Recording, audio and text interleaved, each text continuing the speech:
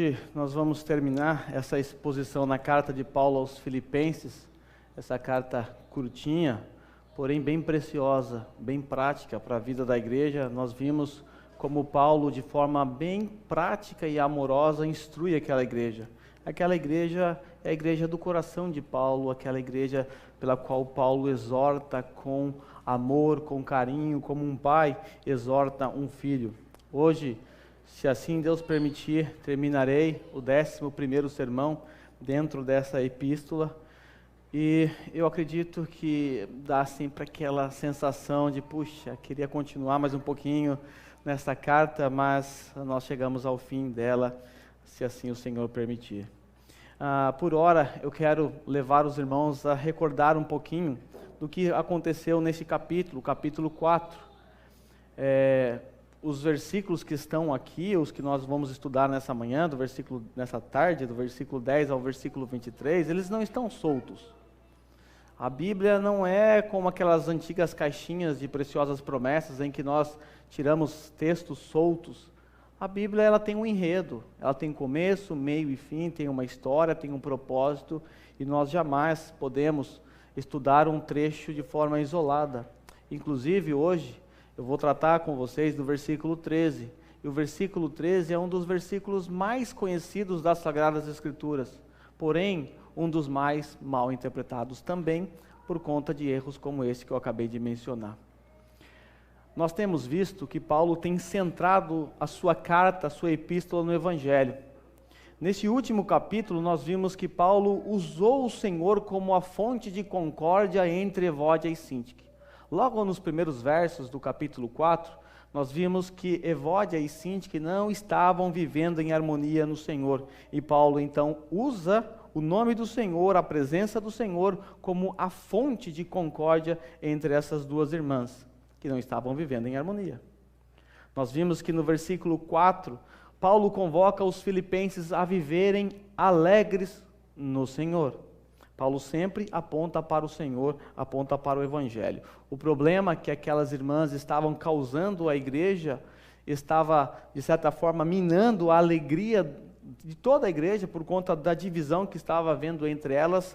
Paulo diz: vocês precisam, ó filipenses, se alegrarem, olhando para o Senhor, não para a discórdia dessas duas irmãs. No versículo 5, Paulo exorta a igreja a serem amorosos.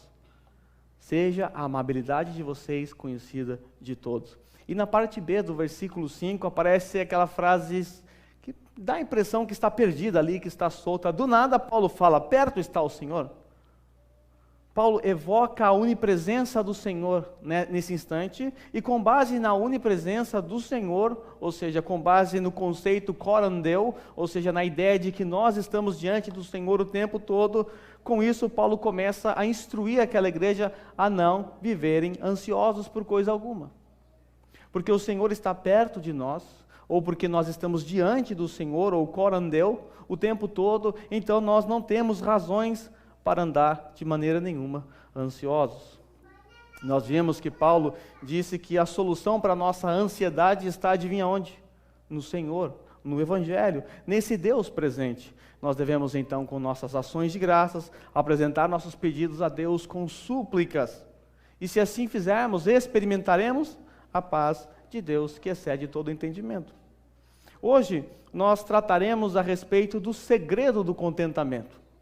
O tema deste sermão foi extraído da parte B do versículo 12, onde Paulo diz: aprendi o segredo de viver contente em toda e qualquer situação. Eu tenho certeza absoluta, sem sombras de dúvidas, que esse é um problema ou uma lição que todos nós precisamos aprender. O segredo do contentamento. Sem sombra de dúvida, eu tenho certeza que todos vocês precisam também, assim como eu, aprender o segredo do contentamento. Porque toda a raça humana, desde os seus primórdios, sofrem com descontentamento. Nossos pais, lá no Jardim do Éden, eles tinham um grande privilégio. Podiam comer de todos os frutos que estavam diante dele. Mas eles não se contentaram com isso. E então comeram daquele fruto proibido. O descontentamento, então, é algo nato nos seres humanos. Nós somos como crianças que vivem descontentes com tudo. Já deve ter experimentado, você que é pai, levar o seu filho para um parque. Ele não se contenta. Ele quer ir no zoológico. Você leva no zoológico, ele quer ir na piscina. Você deixa ele em casa, ele quer ir para o parque. Está no parque, quer ir para casa. Crianças são descontentes. Se você olhar para o Isaac, olha lá que bonitinho. Todo contente no colo do pai. Às vezes mamando, com aquela mamadeira deliciosa, com aquele rosto, aquela feição de prazer. Mas tira a mamadeira dele. Você vai ver o que é berreiro. Descontentamento. Mas esse não é um problema só das crianças. O problema é que as crianças externam o descontentamento de maneira muito exagerada. Se joga no chão, esperneiam, nós disfarçamos. Mas o descontentamento está presente na nossa vida. Porque crianças geralmente são assim. Talvez você já deve ter experimentado levar o seu filho, separar um dia para o seu filho, para a sua filha, e falar, esse dia vai ser um marco para nós. Nós vamos sair, nós vamos num parque junto, vamos passar o dia todo junto. Seu filho quer ir no zoológico, por exemplo, é o sonho dele ver os macacos, e aí você então junta um dinheiro, e aí você fala, hoje meu filho vai ficar muito feliz. E aí você passa o dia todo cansado debaixo do sol, andando com o seu filho, vendo os animais, ele todo alegre. E aí, quando você está indo embora, você passa de frente com um pipoqueiro. Nem tem isso aqui no Japão. Mas você vê um pipoqueiro e ele está vendendo um saquinho de pipoca, 1.500 ienes. E seu filho fala, pai, eu quero. Aí você fala, de jeito nenhum. 1.500 ienes, eu compro 1 quilo de milho de pipoca? Dá para comer pipoca o mês inteiro? Não vou gastar meu dinheiro dessa forma. E aí o que seu filho faz? Abre o berreiro. Começa a murmurar, começa a reclamar de tudo. Assim somos nós. Não é diferente dos nossos filhos. Nós focamos em pipocas ao invés de nos alegrarmos com o divertido dia no parque na presença do nosso Pai. Assim somos nós.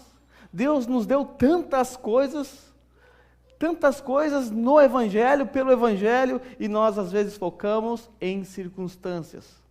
Nos chateamos com coisas, com pessoas, com situações. Assim como as crianças, nós murmuramos de tudo. E nos esquecemos daquilo que Paulo disse no capítulo 2, versículo 14. Façam tudo sem murmurações nem queixas. Nós somos ávidos por murmurar. Ávidos. Se chove, você reclama. Se faz sol, reclama do calor. Se está frio, reclama que está muito frio, não dá para ir para a praia. Não dá para surfar. Se está calor, reclama porque não dá para andar de snow. Nós reclamamos de tudo. Se tem zangueô, reclamamos porque não temos tempo para nada. Quando cai o zangueô, reclamamos porque não dá para pagar as dívidas, as contas. Uma insatisfação generalizada está no coração da raça humana. Senta lá na sua fábrica com os ímpios e conversa com eles. Quais são as conversas? Só murmuração. Falta ar-condicionado, falta luva decente, o chefe é folgado. Murmuração generalizada. Por quê? Porque o descontentamento é um mal que está presente na vida de qualquer um. O descontentamento, ele tem uma filha. Como é que nós identificamos o descontentamento em alguém? Através da sua filha. A filha do descontentamento é a murmuração. Quem está descontente, murmura. Quem murmura é porque está descontente. O contentamento também tem um filho. A gratidão. O descontentamento está para a murmuração, assim como o contentamento está para a gratidão. Quer ver alguém contente? É alguém grato. Alguém grato. Antes de entrarmos no texto propriamente dito, eu quero apresentar a vocês uma definição de contentamento que foi elaborada por um puritano. Veja aí. Jeremias Burroughs, em 1648, no livro A Joia Rara do Contentamento Cristão, esse puritano disse o seguinte: o contentamento cristão é aquela obra doce, íntima, silenciosa, graciosa do Espírito, que submete e deleita livremente na sabedoria de Deus e em sua disposição paternal em todas as situações. Primeira coisa que eu quero que você tenha em mente: o contentamento cristão é uma obra exclusiva do Espírito Santo. É uma obra exclusiva do Espírito Santo. Se você é alguém que experimenta o contentamento, não é porque você é bom, é porque o Espírito Santo te deu força. Pelo fato do Espírito Santo habitar em nós e nos capacitar, somente por esse fato nós podemos viver uma vida de contentamento. E se há alguém na face da terra que pode experimentar o contentamento, este é o salvo em Cristo Jesus. Por quê? Porque nós encontramos em Cristo Jesus todos os motivos para viver uma vida contente. Ou seja, nós encontramos no Evangelho, na mensagem do Evangelho, todas as razões para viver uma vida contente no Senhor. Portanto, o verdadeiro contentamento só pode ser encontrado em Deus, não nas circunstâncias, não nos seus bens materiais, não na sua carreira profissional. Eu não me canso de bater nessa tecla, eu tenho feito isso em todos os sermões pregados nesta carta. O Evangelho é central para o cristão. O tempo todo Paulo gira os seus argumentos em torno do Evangelho, porque é assim que o cristão deve se portar, deve se nortear através do Evangelho. E nessa porção não será diferente. O Evangelho será a fonte do nosso contentamento. Nós só precisamos obedecer o que Paulo disse no versículo 9, quando estudamos na semana passada: ponham em prática tudo o que vocês aprenderam. Eu quero que você tenha em mente também que quem está escrevendo esse trecho aqui é alguém que passou por diversas provações. Provações que eu não passei. Provações que certamente vocês não passaram. Por que eu quero deixar isso bem claro? Porque geralmente nós conectamos o nosso contentamento ou o fato de estarmos contentes às circunstâncias. Se tudo está indo bem, contente. Mas e quando as coisas não estão do jeito que você quer? Quando falta emprego, quando sobra doença, né? Quando os seus projetos pessoais não se concretizam, e aí, você consegue viver de maneira contente nessas circunstâncias? Esse é o ponto. Nós vamos ver que Paulo, apesar de sofrer, passar pelo que passou, Paulo aprendeu o segredo do contentamento. Veja só o que ele disse em 1 Coríntios, capítulo 11, versículo 26, 23 em diante. Eu só estou me baseando nessa porção de 1 Coríntios. Se você olhar em Gálatas, você vai perceber que Paulo também sofreu de uma enfermidade, talvez malária, e em outras cartas também você vai ver outras coisas. Veja só o sofrimento de Paulo, que escreveu esse trecho que nós vamos estudar. Fui encarcerado mais vezes, fui açoitado mais severamente e exposto à morte repetidas vezes. 5 vezes recebi dos judeus 39 açoites. 3 vezes fui golpeado com varas. 1 vez apedrejado. 3 vezes sofri naufrágio. Passei uma noite e um dia exposto à fúria do mar.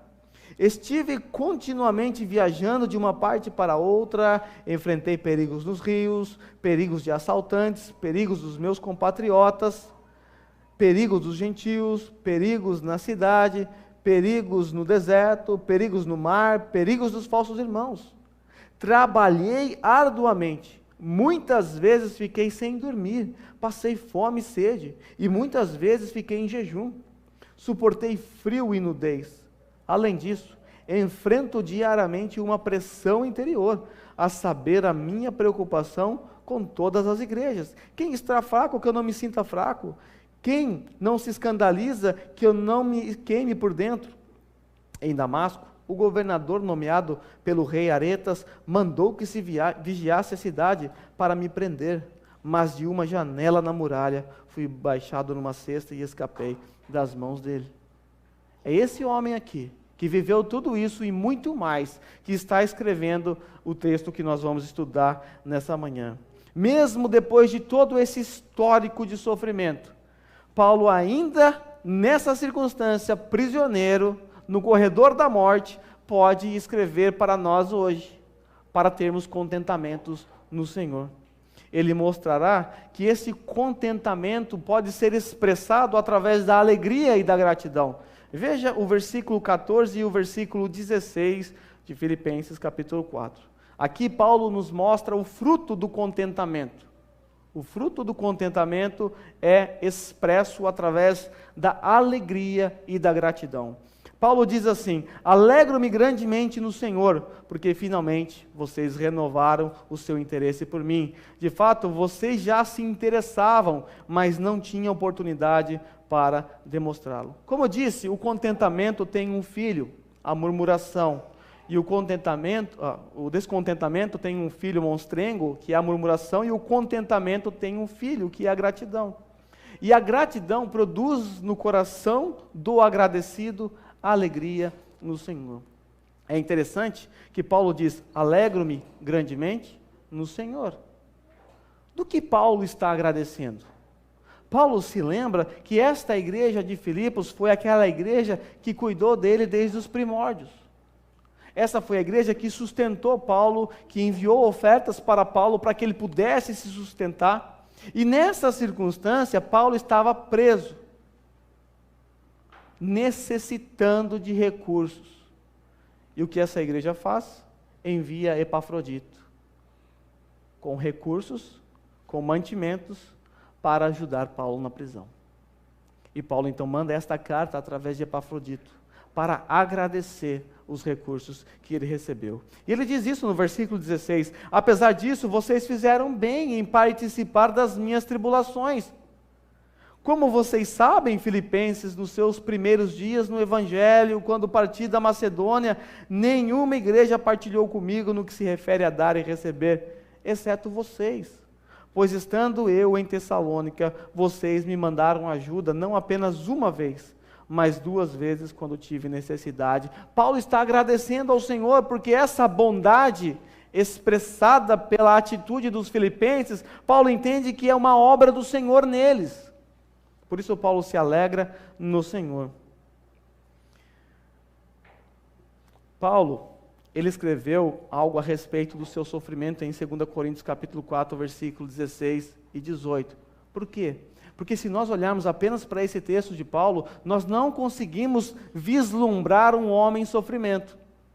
Se nós apenas lemos a carta de Filipenses, sem conhecer o seu contexto histórico ou a história de Paulo, nós imaginamos que quem está escrevendo está numa torre de marfim, sentado debaixo de um ar-condicionado, comendo da melhor comida e escrevendo a sua carta.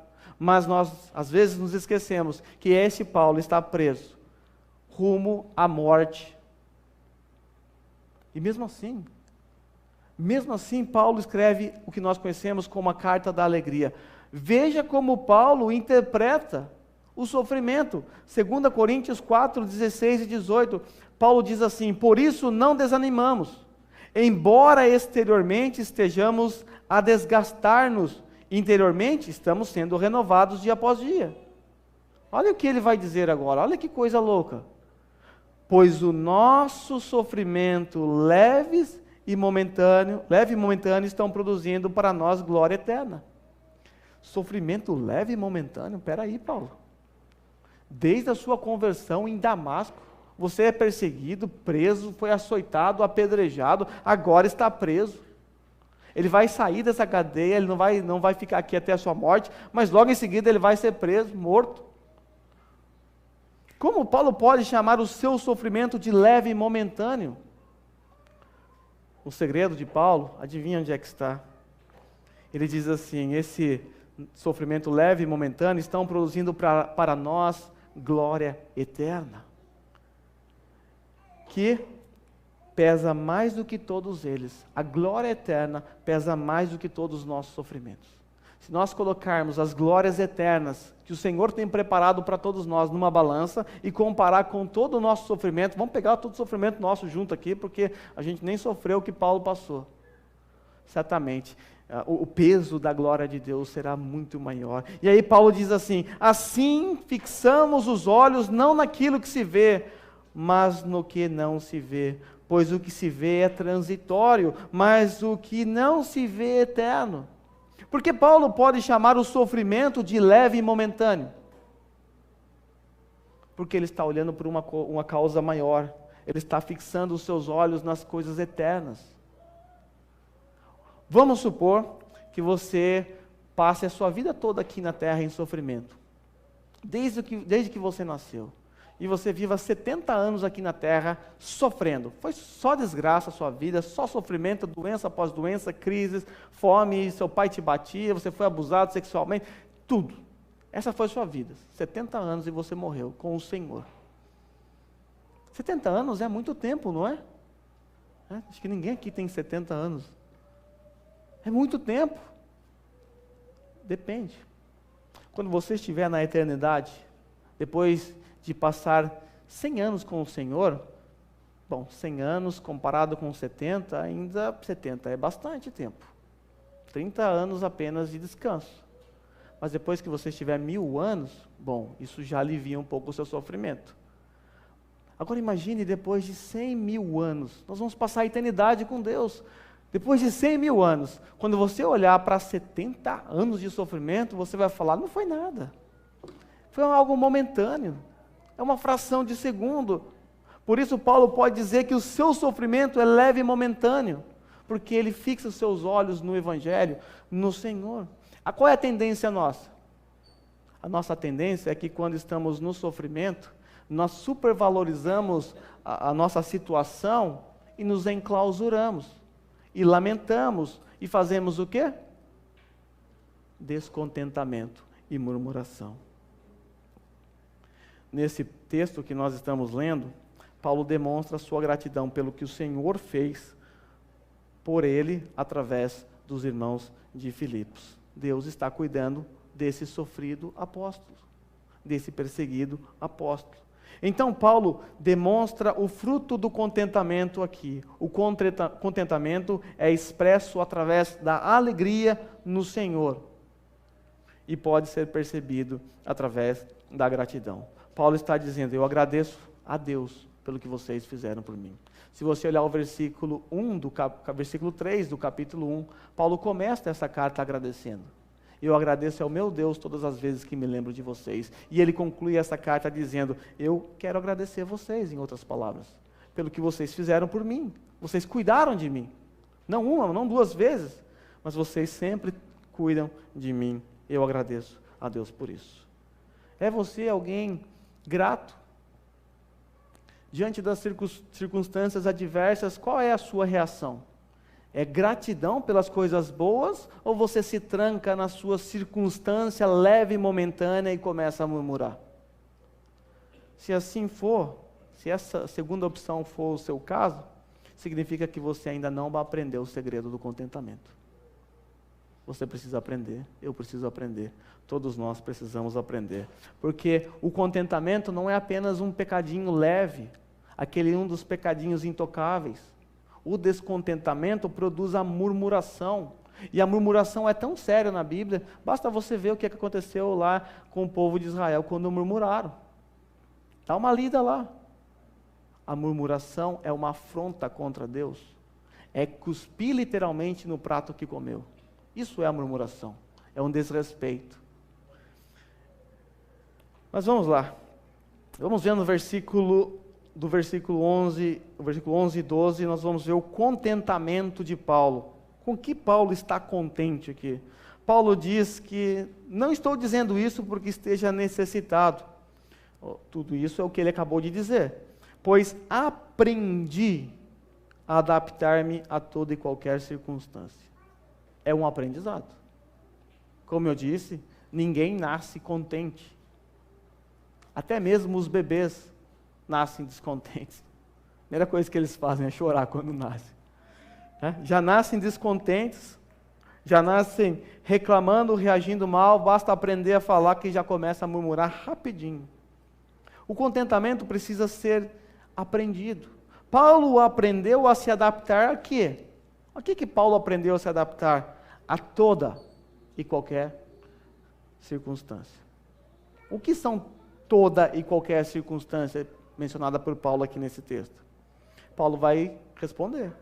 Eu sei o que é passar necessidade e sei o que é ter fartura. Toda e qualquer circunstância diz respeito à necessidade e à fartura. E aí ele diz: aprendi o segredo de viver contente em toda e qualquer situação, seja bem alimentado, seja com fome, tendo muito ou passando necessidade. É isso que Paulo aprendeu. Paulo diz: eu não estou falando tudo isso para vocês, para estimulá-los a mandar mais ofertas. Não se preocupem, eu aprendi a adaptar-me a toda e qualquer circunstância. Eu sei o que é ter pão, comida, mas também sei o que é não ter nada disso. Eu sei o que é ter um agasalho, mas eu sei também o que é passar frio. Eu sei o que é passar fome e necessidade, eu sei de tudo isso. Eu aprendi o segredo do contentamento. Eu quero fazer um teste com você, para você refletir aí. Um teste para ver se você é alguém contente no Senhor. Se há contentamento na sua vida. O que você necessita para que se sinta contente? Responda para você mesmo. O que você necessita para que o seu contentamento seja pleno, completo? O que te faz contente? Quais circunstâncias precisam mudar em sua vida para que você se sinta contente? Quais? Pense aí as suas circunstâncias, pensa o que você está vivendo. O que precisa mudar para você se sentir contente? Ou que bem material, ou qual quantia de dinheiro você precisa para se sentir contente, satisfeito? Que sonho você precisa realizar para se sentir satisfeito, contente? Se suas respostas não forem um sonoro nada ou nenhum, então você não está experimentando contentamento no Senhor. E sim buscando contentamento em coisas ou pessoas ou circunstâncias. E de certa forma, o objeto de suas respostas se tornaram um ídolo em seu coração, na sua vida. Se você depende de coisas, circunstâncias, para se contentar, para experimentar o contentamento, me desculpa, então você não está experimentando o contentamento no Senhor. E essas coisas que vocês pensaram, que estão aí no coração de vocês, que vocês precisam para se satisfazerem, todas essas coisas se tornaram um ídolo na vida de vocês. Por exemplo, se seu contentamento depende de você encontrar um cônjuge, ter um filho, alcançar estabilidade financeira, se formar em algum curso, ser curado de alguma enfermidade, então fica evidente que o seu contentamento está firmado na circunstância. E isso é como construir uma casa sobre areia movediça. Não vai parar em pé. Mas Paulo, ele aprendeu o segredo do contentamento. Então, diga para nós, Paulo. Afinal, é isso que nós queremos aprender aqui hoje. Revela esse segredo, que não é segredo, porque já está exposto aí. No versículo 13, Paulo diz assim: tudo posso naquele que me fortalece. O contentamento vem de Deus.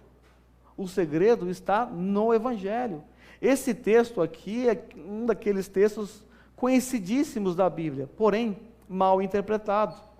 Uma vez, eu ouvi alguém dizendo assim: a pessoa não havia estudado para uma prova, e aí a conversa entre duas irmãs, e uma disse para a outra: mas você não estudou? Tal, não deu para estudar, tive que trabalhar, tal, mas eu vou passar na prova, porque eu posso todas as coisas naquele que me fortalece.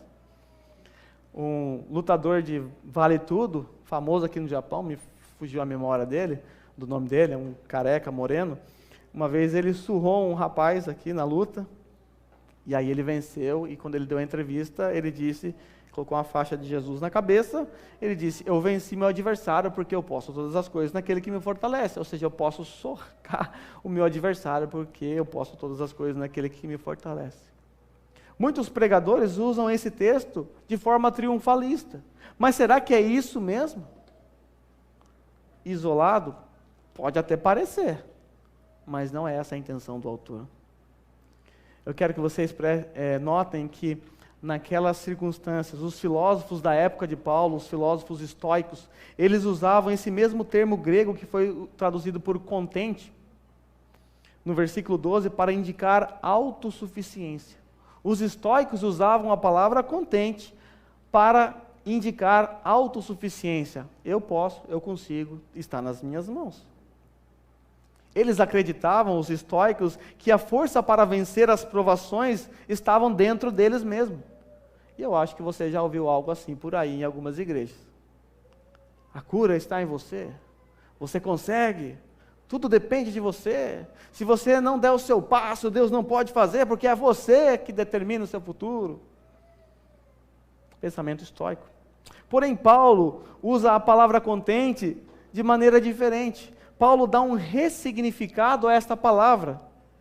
Paulo reinterpreta esse mesmo termo que foi usado pelos estoicos, dando um significado adequado ao Evangelho.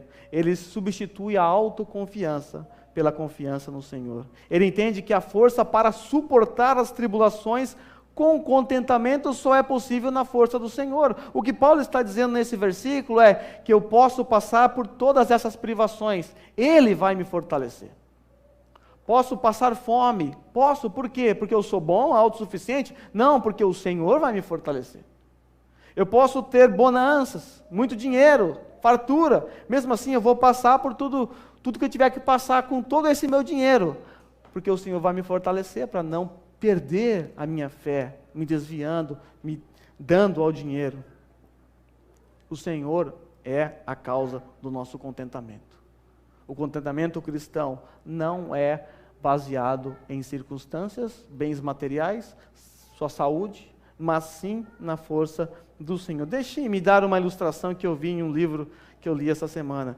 Certa vez, um pai pediu para um filho pequeno erguer um objeto muito pesado, muito além da sua capacidade. O objeto não se movimentou com a força do garoto. Ele não conseguiu fazer nada. E o pai disse: filho, tente novamente. E ele foi lá com toda a sua força, tentou erguer, mas sem sucesso. O pai disse: filho, você não está usando toda a sua força. E o garoto então se levantou, fez lá seu taisô e foi, passou um paninho na mão ali, esfregou as mãos. Agora vai. Sem sucesso nenhum. O pai disse: filho, você ainda não está usando toda a sua força. E o filho então retruca: sim, papai, eu estou usando toda a minha força. O pai então disse: não, você não está usando toda a sua força, porque você não me pediu ajuda. Eu sou toda a sua força. É assim. É assim com Deus. Nós não temos força em nós mesmos. A nossa força para passar por toda e qualquer circunstância ou tribulação vem do Senhor, vem do Evangelho. Da mesma forma, buscar contentamento pelas nossas próprias forças não trará nenhum resultado. Seremos como esse menino tentando carregar um peso que nunca vamos conseguir carregar. O segredo está na força do nosso Pai, do nosso Deus. Lembro-me de 1 Timóteo 6,8, Paulo diz algo que você conhece muito bem: por isso, tendo o que comer e com o que vestir-nos, estejamos com isso satisfeitos. Paulo não disse, por isso, tendo uma Ferrari, morando numa casa, não num Dante, esteja com isso satisfeito. Paulo olha para as coisas mínimas da vida, comida, e ele não fala que tipo de comida, não é churrasco, não é picanha, viu, Cristiano? É comida, pode ser um arroz e feijão. É possível ter contentamento comendo arroz e feijão? É. Assim como é possível ter descontentamento diante de um banquete farto. Porque o contentamento e o descontentamento não estão conectados com as circunstâncias, mas com o nosso coração. Se nós olhássemos para o Evangelho, ao invés de olharmos para as circunstâncias, jamais daríamos a luz ao filhotinho monstrengo do descontentamento, à murmuração. Eu quero ler para vocês uma frase de Jerry Bridges, aquele autor do livro Pecados Intocáveis, que alguns estão lendo. Ele escreveu em seu livro chamado Exercita-te na Piedade, e eu quero ler com vocês algo interessante que ele escreveu. Primeiro, devemos aprender a viver pelo reconhecimento de que, seja qual for a situação na vida, preste atenção, seja qual for a nossa situação na vida, ela é melhor do que merecemos. Na realidade, o que é que nós merecemos? Merecemos o juízo eterno de Deus. Alguém disse: qualquer coisa deste lado do inferno é pura graça. Esta afirmativa é verdadeira e devemos aceitá-la e ajustar as nossas atitudes de acordo com ela.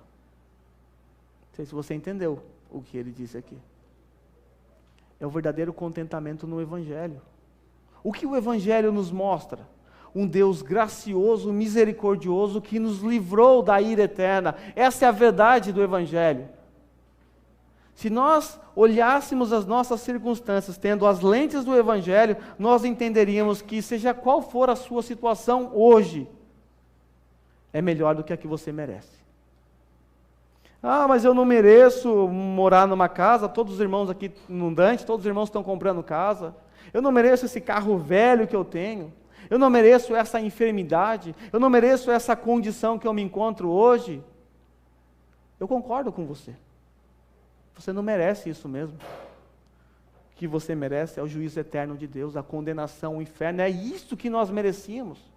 Se nós olhássemos os nossos sofrimentos, as nossas circunstâncias desta forma, nós enxergaríamos a graça de Deus em tudo, em tudo. Qualquer coisa deste lado do inferno é pura graça de Deus. O Evangelho é o Evangelho do Deus misericordioso e gracioso. Olha o que Deus fez.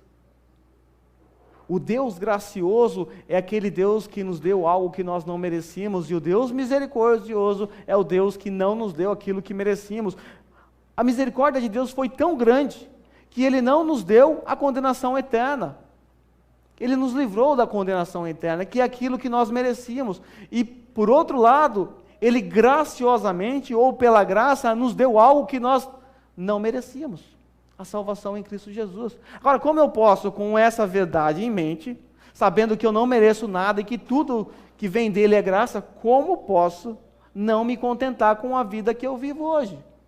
Com essa leve e momentânea tribulação. Como a gente pode ser assim? A razão é uma só. É que não é que nós não conhecemos o Evangelho, nós apenas tiramos as lentes do Evangelho e não enxergamos a vida com essas lentes.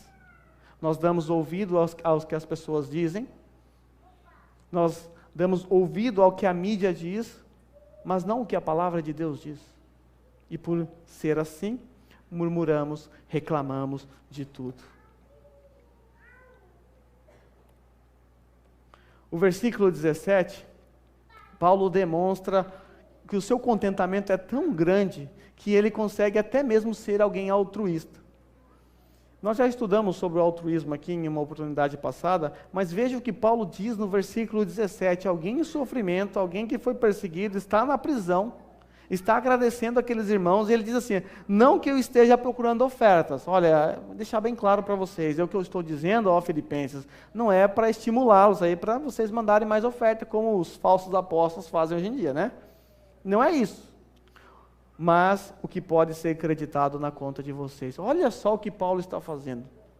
Paulo está dizendo que tudo isso que eu estou falando para vocês não é apenas para estimulá-los a ofertar, mas que ao vocês ofertarem, vocês entendam que quem será abençoado e privilegiado é vocês. É como se vocês depositassem o dinheiro na minha conta e na verdade eu depositasse na conta de vocês de novo. Vale lembrar que essa igreja de Filipos, em certa circunstância, passando por provações e necessidades, não tendo condições de contribuir com a obra missionária, insistiu com Paulo o privilégio de participar das contribuições. Olha que mentalidade, em extrema pobreza. Esses irmãos suplicaram a Paulo, por favor, não nos prive de participar desse momento. Por quê? Paulo sabe que, na verdade, quem é abençoado é aquele que dá, mais do que aquele que recebe. O Senhor Jesus Cristo disse isso, mas bem-aventurado é dar do que receber. Paulo não quer privar esses irmãos, não estou falando só pelo dinheiro em si, mas é pensando no bem de vocês, isso é altruísmo, pensar no bem do próximo. Eu estou contente com tudo que eu tenho, eu não preciso de mais nada, então eu estou falando isso não para mexer com as emoções de vocês, mas para que vocês entendam que é para vocês um privilégio cooperar com a obra do Evangelho. Paulo demonstra todo o seu altruísmo para com aqueles irmãos de Filipos no versículo 17. Paulo também, no final dessa carta, ele apresenta uma visão cultual da vida. Veja o que o versículo 18 diz: recebi tudo e o que eu tenho é mais que suficiente. Estou amplamente suprido agora que recebi de Epafrodito os donativos que vocês enviaram. Olha o que ele diz: são uma oferta de aroma suave, um sacrifício aceitável e agradável a Deus. Olha como Paulo trata as ofertas, os donativos que foram enviados pela igreja de Filipos. Não é um dinheiro qualquer, não é mantimento qualquer, talvez agasalhos. É uma oferta, é um culto a Deus. As ações da igreja de Filipos eram uma ação ou um culto a Deus. Por quê? Lembra do versículo 5, finalzinho, parte B? Perto está o Senhor. Nós vivemos o tempo todo diante de Deus. Corandeu. Corandeu. Você não está diante de Deus somente quando vem aqui, nesse salão, que não é nenhum templo, não é nenhuma igreja, é apenas paredes. Você está diante de Deus lá na fábrica, na sua casa, aqui também.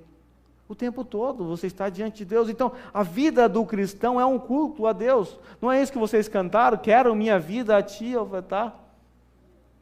Foram expressões cultuais. Mas a sua vida não se restringe a esse momento aqui. A sua vida é tudo que você vive, fora dessas quatro paredes. É a nossa vida lá fora, a nossa vida no trabalho, a nossa vida na família. Nós estamos o tempo todo corandeu, diante de Deus. A nossa vida é um culto a Deus. E Paulo entende isso e instrui aquela igreja: olha, estou satisfeito, estou feliz com o que eu recebi, estou suprido, eu recebi tudo, está aqui o relatório, estou enviando para vocês, fiquem tranquilos, Epafrodito cumpriu com a missão dele. O que vocês fizeram foram, na verdade, um culto a Deus. Foi um sacrifício, uma oferta, como se um animal fosse morto, como se um incenso fosse aceso dentro do templo e aquele cheiro chegasse às narinas de Deus, um cheiro suave e agradável e que foi aceito por Deus. Uma visão cultual da vida. No versículo 19, nós temos a súplica de Paulo. Paulo está encerrando esta carta e, como de costume, ele ora a Deus, ele suplica a Deus pela vida daqueles irmãos. Ele faz isso em todas as igrejas, em todas as cartas, ele suplica a Deus por algo na vida daqueles irmãos. E Paulo diz assim na sua oração final: o meu Deus suprirá todas as necessidades de você. Se o texto parasse por aqui, já tinha gente pulando de alegria. Sério? Todas mesmo? Será que é assim mesmo? Todas as minhas necessidades? Puxa, eu necessito de um Jaguar, necessito de um carro novo, necessito fazer uma viagem para o Brasil. Será que é isso que o texto está dizendo? Se não tivesse a parte B do versículo, você poderia ser enganado. Mas como nós temos a parte B, desculpa, mas não é isso. Deus suprirá todas as necessidades de vocês, como? De acordo com as suas gloriosas riquezas em Cristo Jesus. As nossas necessidades não são essas que nós imaginamos, irmãos. Não é bens materiais, não é nem comida. As nossas necessidades estão nele. E ele vai nos suprir com todas as suas gloriosas riquezas em Cristo Jesus. Nós temos nele tudo aquilo que nós precisamos. Tudo o que precisamos. Torno a dizer, ainda que a sua vida seja uma desgraça aqui na terra, olhe com as lentes do Evangelho e você vai perceber a graça de Deus em você, agindo em sua volta, cuidando de você. Só pelo fato de você estar respirando é graça de Deus. Lembra daquele texto? As misericórdias do Senhor se renovam a cada dia. Vocês acabaram de ver o que é misericórdia. Nós não somos consumidos pela ira de Deus toda manhã, porque as misericórdias do Senhor são eternas para com os seus. Não cai fogo no céu quando você acorda por ser um pecador miserável por causa das misericórdias do Senhor. É graça. Tudo é pela graça. Paulo então ora para aquelas igrejas, para aquela igreja e por nós aqui também, suplicando a Deus que dê àqueles irmãos a percepção da gloriosa riqueza de Cristo Jesus, que é suficiente para todos nós. versículo 20, nós temos a doxologia de Paulo. Paulo, é comum ele fazer isso em suas cartas, é como se ele se ajoelhasse agora diante de Deus e começasse a louvar ao Senhor. Essa é a doxologia de Paulo. Ele diz assim: a nosso Deus e Pai seja glória para todos sempre. Amém. Só lhe deu glória. Ele rende glórias a Deus. A vida do cristão deve ser uma vida que gira em torno do só lhe deu glória. Glória somente a Deus. Se você aprendeu o segredo do contentamento, como Paulo aprendeu, e pode servir de exemplo para todos aqui, não é porque você é bom demais. É porque Deus é tão bom com você que te capacitou a viver de maneira contente. Então, glória a Ele. Glórias a Ele. Agora, se você é alguém descontente, reclamão, vive murmurando, então é responsabilidade sua mesmo. Eu quero ler uma história de um homem chamado Horatius Gates Spafford. Ele nasceu em outubro de 1828 em Nova York. Porém, tempos depois, ele se dedicou à advocacia e por isso acabou se mudando para Chicago. Em 1861, ele casou com Anna Tuben Larsen. Esse casal teve 4 filhas e um filho. Em 1870, morre o seu filho com 4 anos de idade, depois de uma forte febre alta. Um ano após a morte de seu filho, aconteceu um terrível incêndio em Nova York que matou cerca de 250 pessoas e milhares de pessoas ficaram desabrigadas. Esse incêndio prejudicou muito as finanças de Horatius Spafford. Ele sofreu um terrível prejuízo financeiro. Em 1873, Horatius e sua esposa decidiram viajar para a Europa, onde se encontrariam com o seu amigo, o famoso evangelista D.L. Moody, que estava em uma cruzada evangelística pela Europa. Então a família de Spafford viaja para o porto de Nova York para embarcar no navio SS Ville du Havre. Porém, Spafford não pôde embarcar devido a um compromisso urgente. Assim, ele se despede da sua família e promete ir o mais rápido possível ao encontro deles. Porém, na madrugada do dia 22 de novembro de 1873, o navio que estava a família de Horatius se chocou com outro navio inglês e afundou muito rápido, matando 226 pessoas, incluindo as 4 filhas do casal. Porém, sua esposa sobreviveu. No dia 1 de dezembro, Ana, após atracar, estando em solo firme, Ana envia uma carta para seu marido. Em um trecho desta carta, ela escreve: salva, porém só. Horatio tomou um navio e foi ao encontro de Anna Spafford imediatamente. E durante sua viagem, alguém da tripulação avisou Spafford que o navio estava se aproximando do local onde suas filhas haviam morrido. Tomado de emoção, ele se dirigiu à sua cabine, tomou uma caneta, um papel e escreveu, no exato local onde a sua família havia morrido, as suas filhas. Ele escreveu o seguinte: se a paz a mais doce me deres gozar, se a dor a mais forte sofrer, ó seja o que for, tu me fazes saber que feliz com Jesus sempre sou. Sou feliz com Jesus, meu Senhor. Embora me assalte o cruel Satanás e ataque com vis tentações, ó certo eu estou, apesar das aflições, que feliz eu serei com Jesus. Meu triste pecado por meu Salvador foi pago, de um modo cabal. Valeu-me, ó Senhor, ó mercê sem igual. Sou feliz, graças dou ao meu Jesus. Ele compôs uma das mais preciosas canções. Canção essa que nós cantamos aqui nessa tarde. Se nós não conhecêssemos a história de Spafford e olhássemos apenas para a letra dessa canção, nós imaginaríamos que, puxa, alguém para escrever algo dessa forma, quão feliz é essa pessoa, mais feliz que o Alisson. Deve estar gozando aí de uma felicidade exuberante. Deve ter ganhado aí no Takarakude, sei lá. Deve ter muito dinheiro, está muito feliz, está aposentado já. Mas não. Spafford encontrou contentamento no Senhor. Contentamento no Senhor. E ele pôde dizer isso. Se a paz a mais doce me deres gozar. Ele gozou da paz que excede todo o entendimento.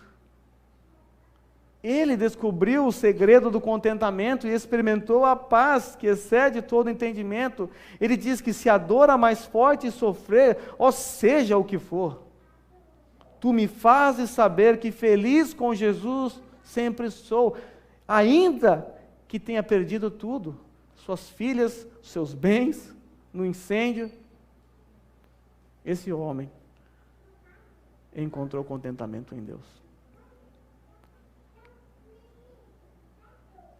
E serve para nós como lição a vida desse homem, a vida do apóstolo Paulo. Contentamento. Qual é o segredo do contentamento, irmãos? O tema do sermão é o segredo do contentamento. O segredo do contentamento foi revelado. Qual é o segredo do contentamento? Se você não conseguir responder a essa minha pergunta, me procura, eu vou pregar para você de novo, até que você entenda. O segredo do contentamento está na pessoa de Cristo Jesus. Nele nós temos tudo. Tudo ou mais são apenas circunstâncias. Todo o seu sofrimento, todo o meu sofrimento são leves e momentâneas tribulações, comparado com a riqueza, grandeza do conhecimento de Cristo Jesus. Em Cristo Jesus nós temos tudo aquilo que nós precisamos. Nós somos filhos dele. Nós éramos inimigos e agora nós somos filhos do Senhor. Que o Senhor nos capacite a viver uma vida contente no Senhor, longe de murmurações, de descontentamentos.